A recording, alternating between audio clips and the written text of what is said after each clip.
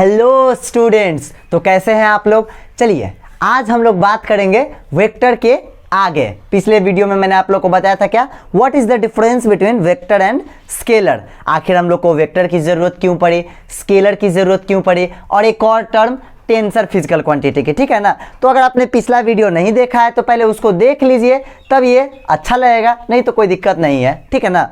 आज हम लोग उसके आगे बढ़ेंगे और आज बात करेंगे टाइप्स ऑफ वेक्टर की। किसकी? टाइप्स ऑफ वेक्टर्स की, ठीक है ना। टाइप्स ऑफ वेक्टर की। तो वेक्टर के बहुत सारे टाइप्स है, बहुत सारे करने का मतलब बहुत, जितना बना सकते हो आप, ठीक है ना। देखिए निकलेगा कैसे। पहले पिछले वीडियो में मैंने एंगल के बारे में भी आप लोग को बताया था, ठीक है ना, कि अगर यहाँ पे तिरछा रहे तो नॉर्थ ईस्ट कितना डिग्री का बनाएगा, तो east of north, north of south, ये सब बता दिया गया है, ठीक है ना। आज टाइप्स ऑफ वेक्टर की बात करते हैं, ठीक है। चलिए, तो वेक्टर को अलग अलग टाइप्स में बांटा गया है, जिसमें से हमारा सबसे पहला है बच्चों पैरेलल वेक्टर। क्या है? पैरेलल वेक्टर, ठीक है ना। चलिए पैरेलल वेक्टर, तो देखिए दो वेक्टर या दो से ज्यादा वेक्टर को पैरेलल कब बोलेंगे, जब, देखिए ध्यान से, पैरेलल कब बोलेंगे, जब मान लो एक वेक्टर ये है, वेक्टर को रिप्रेजेंट एरो साइन से करते हैं। मान लो ये वेक्टर ए है, क्लियर है, ये वेक्टर क्या है, ए वेक्टर है, ओके, और ये बी वेक्टर है, क्लियर है। चलिए एक हो गया ये ए वेक्टर, ये ए है और ये बी है। तो दोनों को पैरेलल तभी बोलेंगे, पैरेलल कब बोलेंगे, जब दोनों का डायरेक्शन सेम हो। डायरेक्शन क्या हो? सेम हो। डायरेक्शन कैसा हो? सेम डायरेक्शन, मतलब दोनों सेम ही डायरेक्शन में जाए, एंड दोनों एक दूसरे को क्या हो, पैरेलल हो, मतलब दोनों एक दूसरे को कभी ना काटे। फिर से समझिए, पैरेलल वेक्टर बहुत ही आसान है।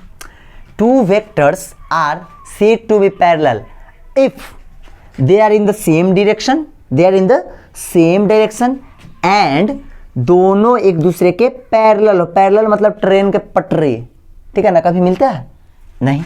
चलिए पैरेलल वेक्टर घुसा।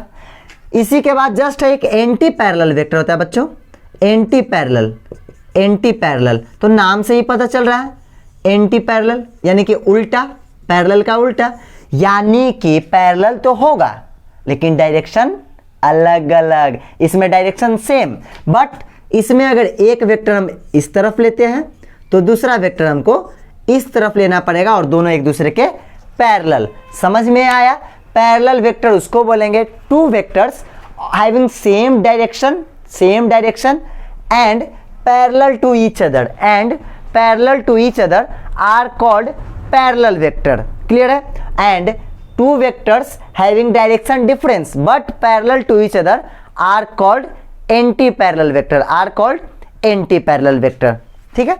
अब देखिए ये हो गया, दो गो हो गया, आराम से समझिएगा। तीसरा नंबर देखिए, तीसरा है बच्चों equal vector.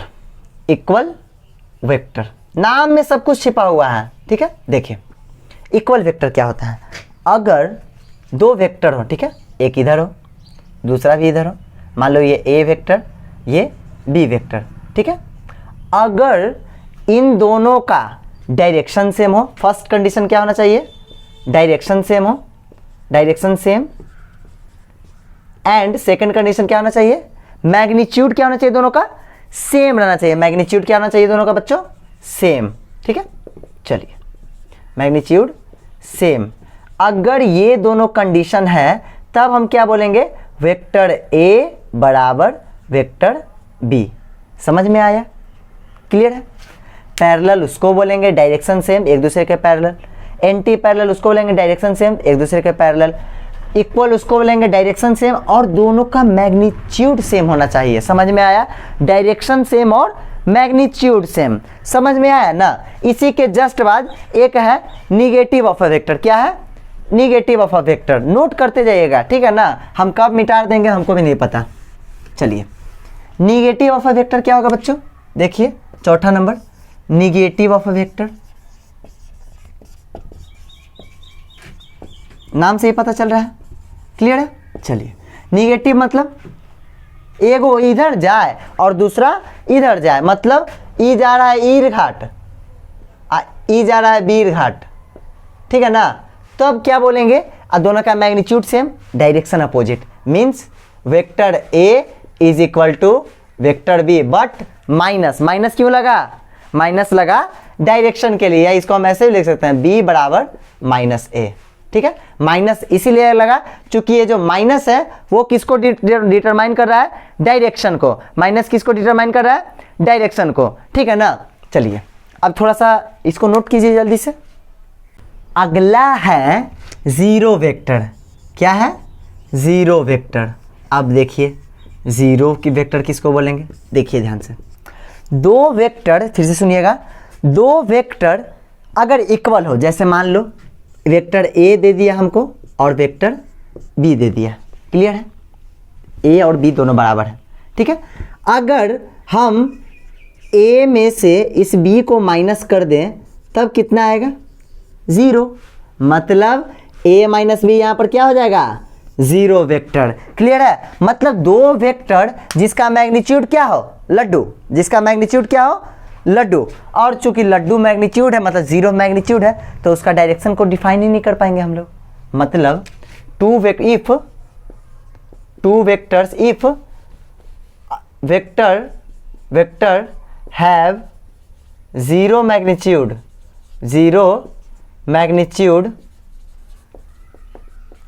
But and undefined direction, then the vector is said zero vector। Zero vector समझ में आया क्या, मतलब ऐसा वेक्टर जिसका मैग्नीट्यूड क्या हो, जीरो। जैसे मान लीजिए ए का कुछ मैग्नीट्यूड होगा, बी का कुछ मैग्नीट्यूड होगा, यहाँ पर दोनों इक्वल है, मतलब ए में से बी को घटा सकते तभी तो वेक्टर मिलेगा, ठीक है। तो घटाने पे वैल्यू जीरो आ गया, मतलब इस दोनों वेक्टर, ये जो है इस वेक्टर का मैग्नीट्यूड कितना बना मेरा, जीरो, तब इसको बोलेंगे जीरो वेक्टर, क्लियर हुआ। चलिए इसके जस्ट बात है बच्चों यूनिट वेक्टर, ठीक है ना, यूनिट वेक्टर ये बहुत बहुत इंपॉर्टेंट है। और हाँ एक और बात, वेक्टर टॉपिक बहुत इंपॉर्टेंट है चूंकि ये क्लास 12th में मैथ में पढ़ना है, ठीक है ना, क्लास 12th में मैथ में पढ़ना है। चलिए अब देखिए यूनिट वेक्टर क्या होता है बच्चों, यूनिट वेक्टर होता है जिसका मैग्नीट्यूड कितना हो, मैग्नीट्यूड नाम से ही पता चल रहा है, मैग्नीट्यूड कितना हो, एक हो, एंड इसका यूज हम लोग करते हैं टू, इसका यूज किस में करते हैं, टू पॉइंट, मतलब किसी भी चीज को स्पेस में दिखाने के लिए, टू पॉइंट हम बोल सकते हैं यार, और डिस्क्राइब, टू पॉइंट और describe a direction in space, ठीक है। देखिए ध्यान से, यूनिट वेक्टर का मैग्नीट्यूड होता है एक, और इसका यूज किस लिए होता है, पॉइंट और describe a direction in space, मतलब स्पेस में किसी भी डायरेक्शन को दिखाने के लिए इसका यूज होता है, क्लियर है। जैसे मान लीजिए इसको लिखते कैसे हैं, इसको लिखते कैसे हैं, यूनिट जैसे ए कोई मान लो ए एक वेक्टर है, ठीक है, ए एक वेक्टर है, क्लियर है, इस तरीके से ए वेक्टर है ऐसे इस डायरेक्शन में, ओके। अगर हमको इसका डायरेक्शन लिखना है, इसका डायरेक्शन लिखना है, मान लो नहीं पता किधर जा रहा है, तब क्या करेंगे, इस ए पर एगो टोपी पहना देंगे ऐसे, इस तरीके से ऐसे, देखिए ध्यान से ऐसे, ये होता है इसका रिप्रेजेंटेशन, ठीक है ना।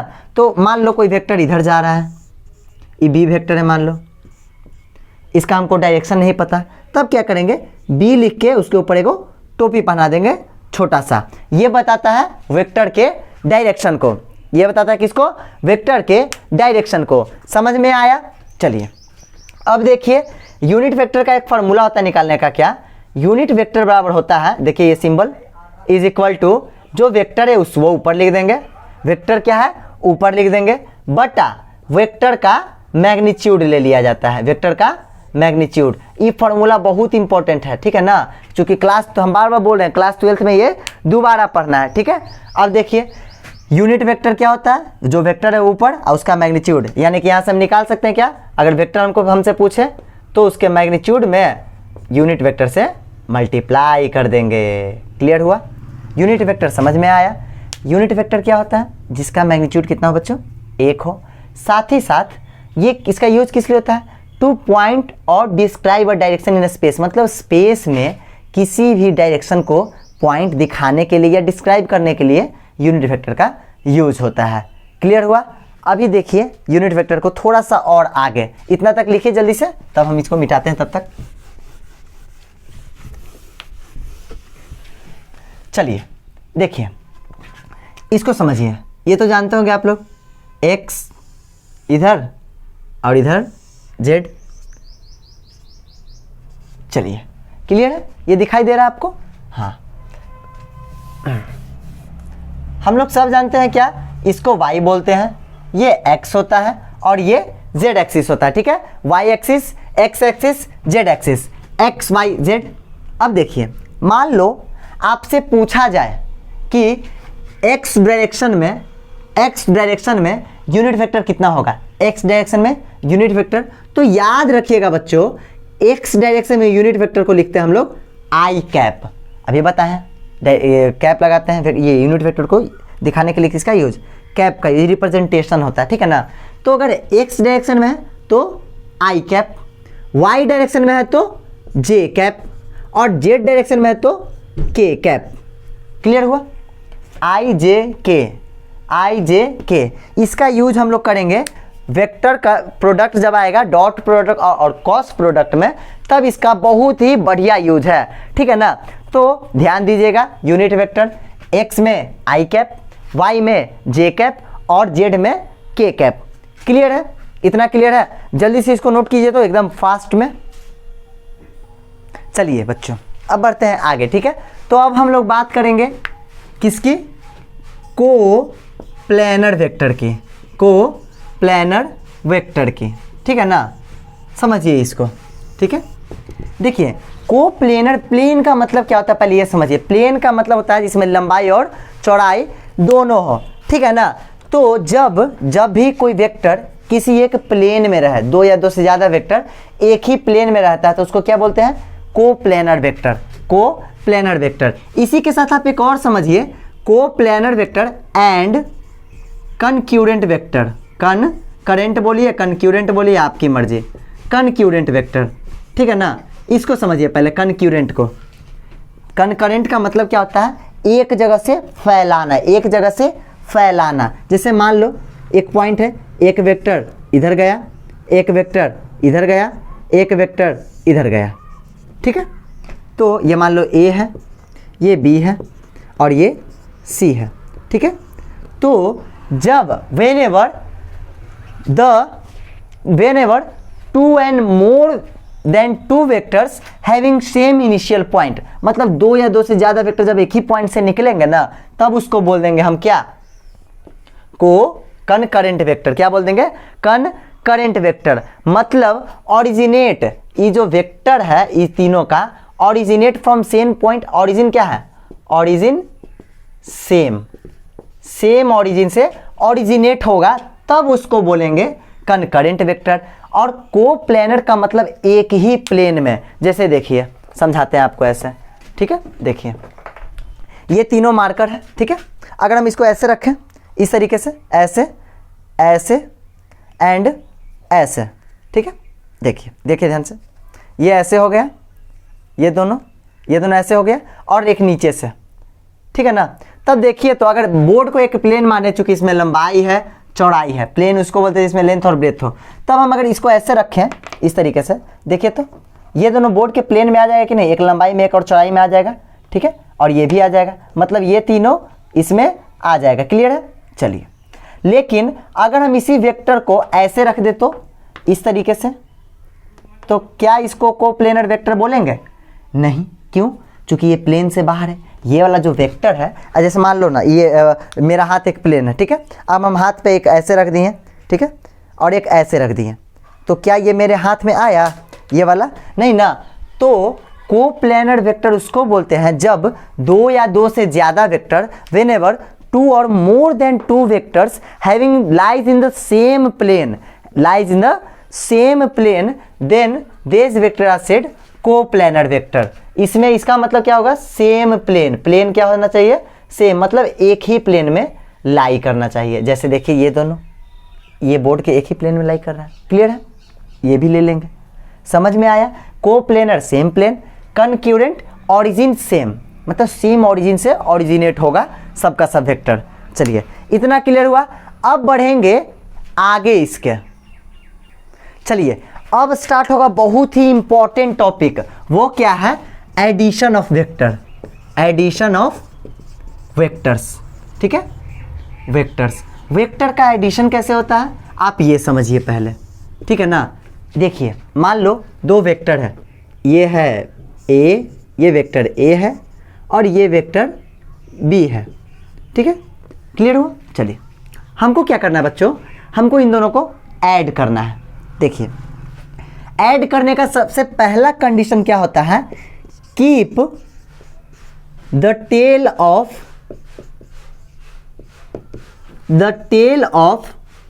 One vector to the head of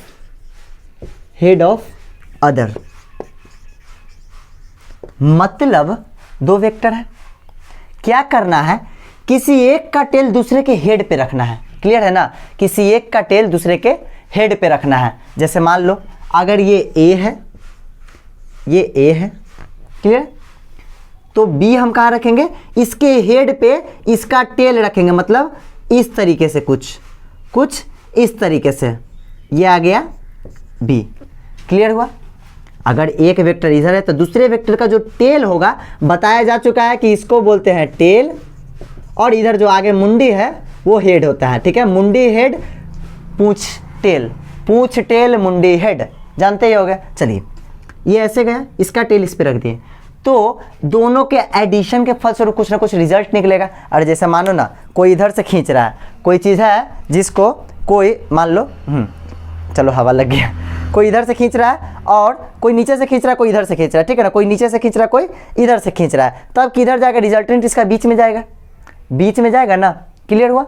मतलब इसका कुछ ना कुछ रिजल्टेंट निकलेगा, ऐड होगा। तो वो रिजल्टेंट होता है क्या, सुनिए ध्यान से, जोड़ेंगे कैसे, पहले वेक्टर का हेड, सॉरी हाँ, पहले वेक्टर का हेड दूसरे वेक्टर का टेल, पहले वेक्टर के हेड पे दूसरे वेक्टर का टेल रखना है, और रिजल्टेंट होता है ये वाला, ये वाला, इसको बोलते हैं हम लोग रिजल्टेंट। समझ में आया। मतलब फिर क्या करेंगे, पहले वेक्टर के टेल और दूसरे वेक्टर के हेड को मिला देंगे, पहले वेक्टर के टेल और दूसरे वेक्टर को के हेड को मिला देते हैं, तो वो मिलता है हमारा रिजल्टेंट। समझ में आया।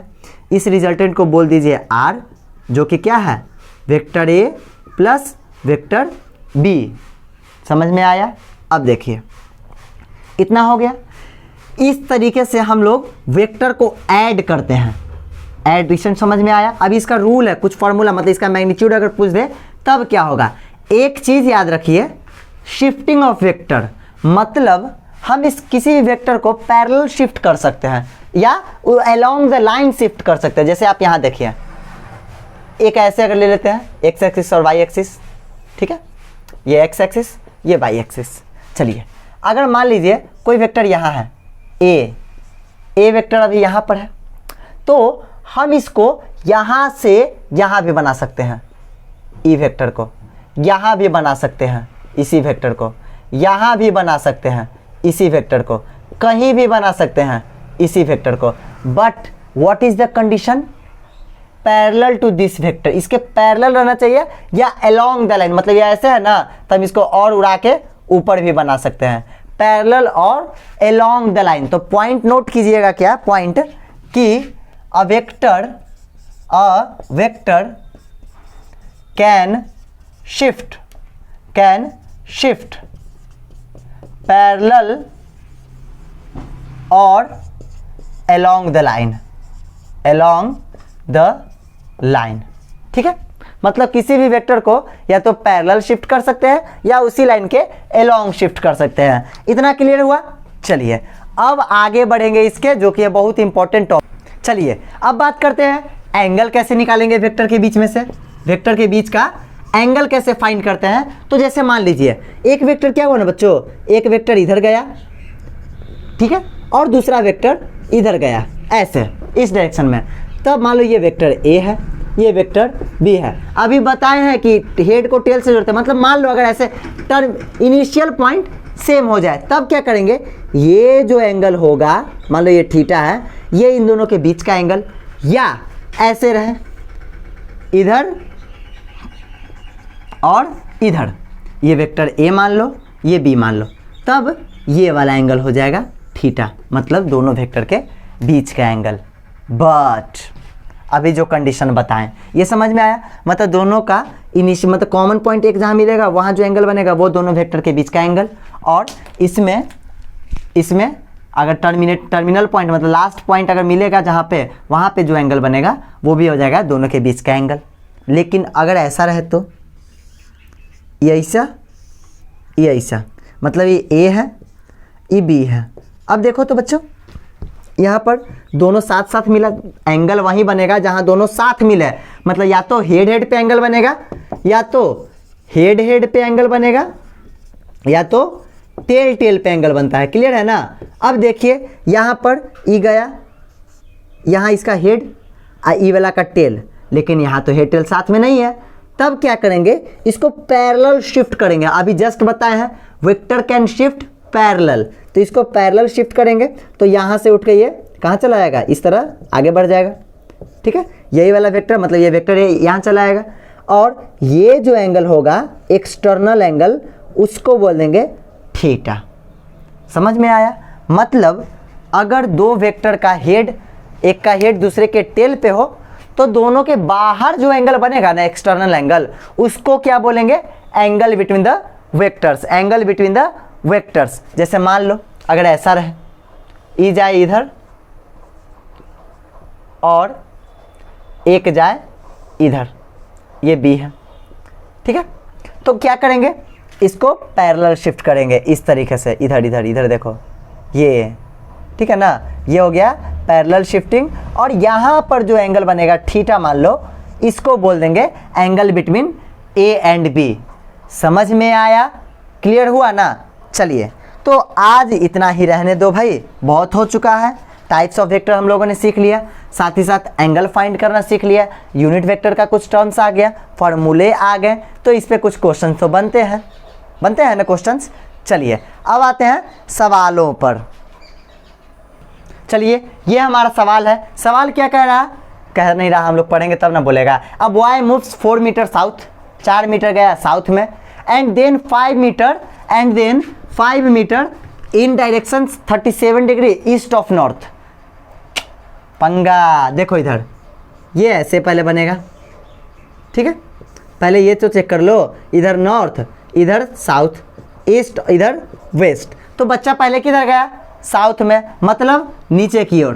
पहले गया गधा इधर, ठीक है, कितना 4 मीटर, ठीक है ना। बच्चा पहले गया 4 मीटर साउथ की तरफ, चलो अब तो गया साउथ की तरफ। उसके बाद ईस्ट ऑफ नॉर्थ, अब ईस्ट ऑफ नॉर्थ किधर होगा, ये होगा कि नहीं होगा, ये वाला ईस्ट ऑफ नॉर्थ, चूंकि किधर गया, किधर नॉर्थ की तरफ, कहाँ से, ईस्ट से, ठीक है ना, ईस्ट ऑफ नॉर्थ। समझ में आया। अब देखें मतलब एंगल कौन सा हो जाएगा, ठीक है ना, तो ये वाला इधर जाएगा, मतलब ये वाला एंगल, तो यहाँ से इधर जाएगा, इधर ऐसे गया, तो ये कितना दिया हुआ हमको, 37 डिग्री। 37 डिग्री किधर, east of north, east of north, ठीक है ना। अब देखो इधर हमसे पूछा कि यहाँ से ये कितना दूर है, ठीक है, मतलब रिजल्टेंट। एक बात आप लोग ध्यान रखिएगा, क्या हम बता दे रहे हैं, यहाँ ये 5 मीटर दिया हुआ है, पहले ये तो इजी है, ये 5 है, ये 4 है, तो यहाँ पर 90 डिग्री बनवे करेगा, ये तो जानते ही हैं। तो उस हिसाब से 4 5, तो ये कितना हो जाएगा, 3 मीटर। पाइथागोरस थ्योरम लगा लीजिए, तो डिस्प्लेसमेंट का आंसर मेरा 3 मीटर आ गया ना। कैसे आया, पहले गया साउथ की तरफ, बना दिए, उसके बाद 5 मीटर ईस्ट ऑफ नॉर्थ, मतलब इस डायरेक्शन में, ठीक है, इस डायरेक्शन में गया 5 मीटर। और एंगल हम लोग जानते हैं ईस्ट ऑफ नॉर्थ मतलब इधर से इधर ना, तो एंगल जिधर जाएगा उधर बाद में, ठीक है, ये वाला एंगल बनेगा 37 डिग्री। अब देखिए डिस्प्लेसमेंट तो यहाँ से इनिशियल यहाँ से यहाँ हुआ, तो ये तो हम पाइथागोरस थ्योरम से निकाल लिए। क्लियर है। लेकिन आप लोग एक बात ध्यान रखिएगा कि अगर 37 डिग्री हो, 37 डिग्री हो और 53 डिग्री हो, तो 37 के जो सामने रहेगा इसके सामने, उसका आंसर 3, और 53 के सामने रहेगा उसका आंसर 4। जैसे देखिए 37 के सामने कौन है 3, और यहाँ पर बनेगा 53 डिग्री, घटा कर देख लीजिए तो इसके सामने कौन है 4। ठीक है ना। तो आपको निकालने का जरूरत नहीं, 37 के सामने रहे तो 3 आंसर, 53 के सामने रहे तो 4 आंसर। उम्मीद है आप लोगों को क्वेश्चन समझ में आया होगा। क्लियर है ना। चलिए, तो यहाँ तक डायरेक्शन ये सब का बेसिक नॉलेज अभी था। अभी वेक्टर शुरू ही कहाँ हुआ है, अभी तो बेसिक बातें हो रही हैं। शुरू होने में तो अभी टाइम है ना। अगले वीडियो से स्टार्ट होगा एकदम एडिशन, पूरा पैरेललोग्राम लॉ, ट्रायंगल लॉ, सब कुछ बताया जाएगा। ठीक है ना। वेक्टर से, वेक्टर बहुत इंपॉर्टेंट चैप्टर है। ठीक है। उम्मीद करता हूँ आज जो पढ़ाया गया वो आप लोग को समझ में आया होगा। ये चैप्टर भी ज़्यादा खत्म होने में टाइम नहीं लगेगा, बस आप लोग सहयोग कीजिए ना। साथ ही साथ मैं आप लोग को बताने जा रहा हूँ कि मैंने एक व्हाट्सएप ग्रुप तैयार किया है बच्चों के लिए। ठीक है। वहाँ पर आपको आपके हर सवाल का जवाब मिलेगा। तो अगर आप इच्छुक होंगे तो यहाँ पर मेरा नंबर है, व्हाट्सएप नंबर, आप इस पर मैसेज कर सकते हैं। ठीक है ना। तो आपको उस ग्रुप में ज्वाइन कर दिया जाएगा। साथ ही साथ उसमें आपको स्टडी मटेरियल भी प्रोवाइड किया जा रहा है, free of cost, no money, एकदम फ्री में। ठीक है। फ्री में आपको मटेरियल, स्टडी मटेरियल, वो भी हर एक चैप्टर का नोट्स मिलेगा। साथ ही साथ अगर आपसे न्यूमेरिकल सोल्व नहीं हो रहा है तो न्यूमेरिकल का भी आपको दिया जाएगा सॉल्यूशन। ठीक है ना। तो व्हाट्सएप नंबर पे आप मैसेज कर सकते हैं। बाकी वीडियो देखिए, अरे आराम से पढ़ो, अभी तो घर पे ही रहना है ना, एकदम खल्लास, 4-5 महीने में खत्म कर दो। क्लियर है ना। पढ़ाई करते रहिए। All the very best. और अगले वीडियो में मैं लेकर आऊँगा पैरेललोग्राम लॉ, ट्रायंगल लॉ, ये सब। चलिए, गुड बाय।